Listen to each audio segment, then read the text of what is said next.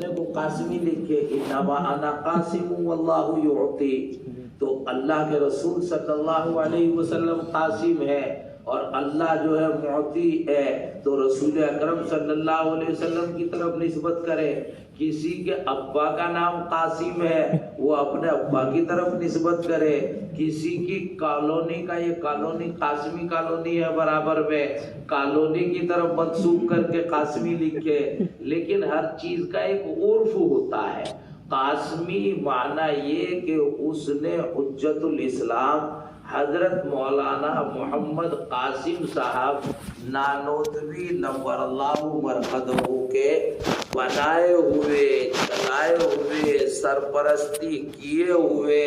مدرسے سے پورے طور پر پڑھا ہے، باضابطہ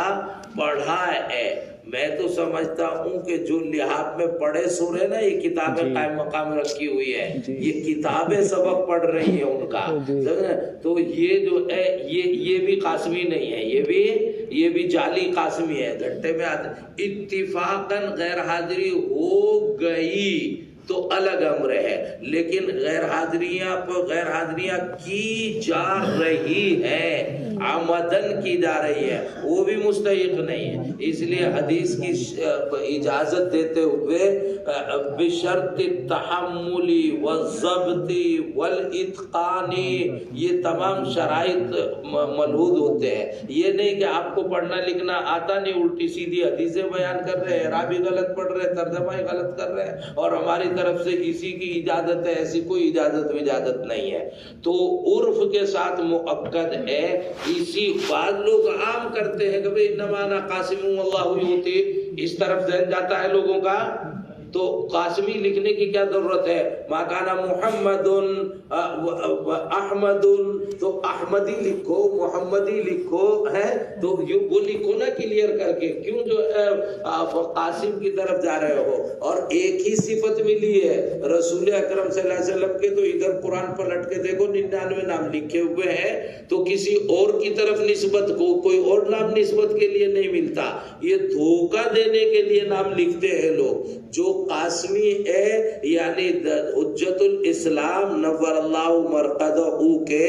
بنائے ہوئے، چلائے ہوئے ادارے سے فارغ ہوا ہے، اور پورے طور پر اس نے مولویت باضابطہ بارابطہ یعنی پڑھا بھی ہے، داخلہ بھی تھا، سالانہ میں شریک ہو کر کامیاب بھی ہوا ہے، 4 کتابوں میں فیل نہیں ہے، اور وہ نہیں جن کے اخراج ہو گئے وہ ختم بخاری میں جو ڈیگے کھڑکائیں گے، سمجھے نا، پگڑیاں لمبی لمبی باندھ کے سیلفیاں لے کے، وہ بھی قاسمی نہیں ہے، وہ جھوٹے قاسمی ہے، تو ایسے قاسمی نہیں ہے۔ باقی پھر جو ہے حضرت نانوتوی نور اللہ مرقدہ نے ادارہ جہاں قائم کیا تھا، ایک زمین کا متعینہ طور پر نام ہے، وہاں ادارہ چلا اور زندگی بھر 150 سال چلتا رہا، اس ادارے سے فراغت حاصل کرے گا تو ظاہری طور پر، زمینی طور پر وہاں حضرت نانوتوی نور اللہ مرقدہ نے ادارہ چلایا، اور وہ ادارہ وہی ادارہ ہے، کوئی دوسرا نہیں ہو گیا، اس لیے قاسمی لکھ لے۔ باقی پھر انتظام 2 جگہ تقسیم ہوا، تو وہ انتظام تقسیم ہو کے حضرت نانوتوی نور اللہ مرقدہ کے خالی گھرانے کے لوگ نہیں، گھرانے کے لوگوں کی کوئی حیثیت نہیں ہوتی، بلکہ ان کی روایات، ان کے مشرب کے سارے عالم میں اہم ترین ترجمان اور ان کی تہوں کو سمجھنے والے، گہرائی اور گہرائی کے افہام اور تفہیم والے، یعنی ان کی روایات کے پاسبان، امین، ایسے گھرانے والے یعنی حضرت حکیم الاسلام حضرت مولانا محمد قاسم صاحب نانوتوی نور اللہ مرقدہ کے پوتے حضرت حکیم الاسلام مولانا قاری محمد طیب صاحب نور اللہ مرقدہ،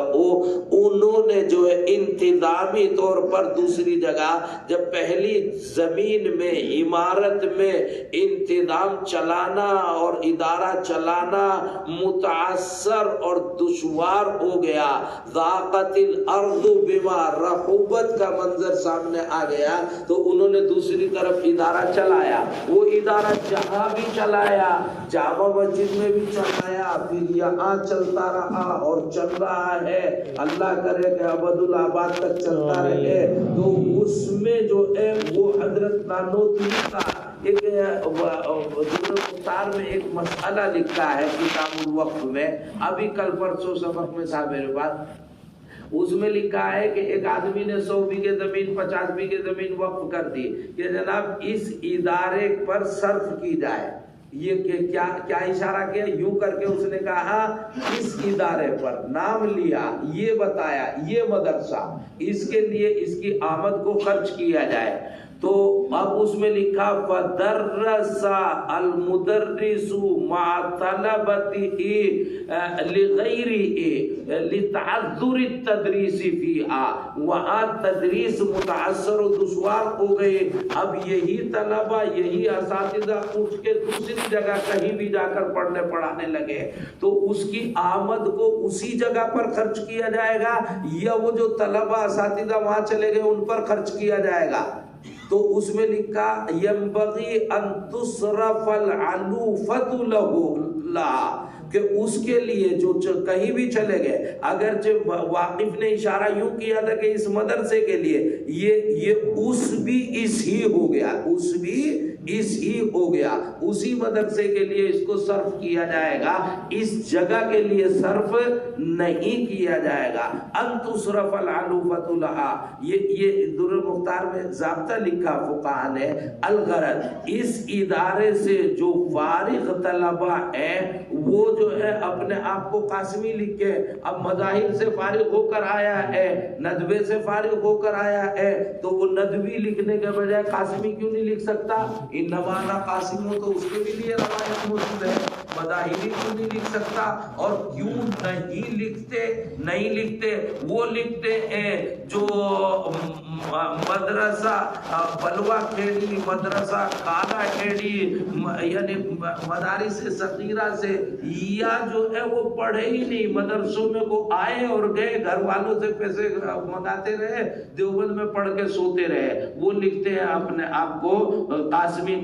وہ لکھنا بالکل درست نہیں۔ عرف کے ساتھ میں اس کو مؤکد کیا جانا، اب زبیر اس کا نام ہے، یہ زبیر نہیں ہے، عمار اس کا نام ہے، عمار یہ نہیں ہے منور پٹی کا تو یہ بھی تو عمار ہے، معنی کے اعتبار سے سب عمار ہے، تو معنی کے اعتبار سے بولتے ہو کسی کو کسی کا نام نہیں بولتے نا۔ کسی کا نام اخلاق ہے تو اخلاق کو نہیں، سارے بد اخلاق دکھائی دے رہے تمہیں، تو کسی کو بھی کہو اخلاق، یہ بولے گا اخلاق کہنے سے؟ تو عرف کے ساتھ میں اس کو مؤکد کیا جائے، اور ہر ایک کا قاسمی واسمی لکھنا درست نہیں ہے۔ جی ہمارے علاقے میں قبرستان ہے جس کی صدیوں سے قبر ہوتی چلی آ رہی ہے، اسی کے برابر میں عیدگاہ ہے، ایسے عیدگاہ کمیٹی نے ایک جگہ خریدی ہے، قبرستان اس خریدی ہوئی جگہ اور عیدگاہ کے درمیان ہے، اب قبرستان کو برابر کر کے عیدگاہ میں شامل کرنا چاہتے ہیں، خریدی ہوئی جگہ میں قبرستان بنانا چاہتے ہیں، کیا ایسا کرنا صحیح ہے؟ باہمی مشورے سے اگر سب متفق ہیں تو کرنا صحیح ہے، کوئی حرج نہیں۔ قبر جو ہے تھوڑے دن کی ہوتی ہے، اذا بلی المیت وصار ترابا جاز زرعه والبناء علیہ، اب جب میت بوسیدہ ہو گئی، مٹی بن گئی، اس کا یقین ہے ہر علاقے میں کتنے دن میں میت مٹی ہو جاتی ہے تم جانو، ہر علاقے کے لوگوں کا، اور وہ جو قبریں کھودتا ہے اس کا پکا تجربہ ہے، ہڈیاں نکل لی پرانی قبر میں یا نہیں نکل لی، کتنے دن بعد تک ہڈیاں رہتی ہیں اس کو तजर्बा रहता है। जब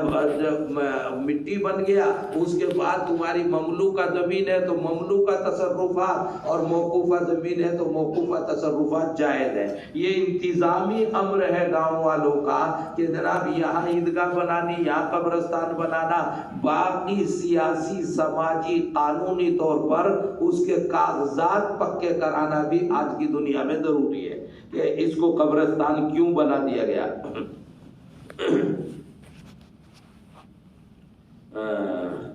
کیا پتہ نہیں کیا کہ چلو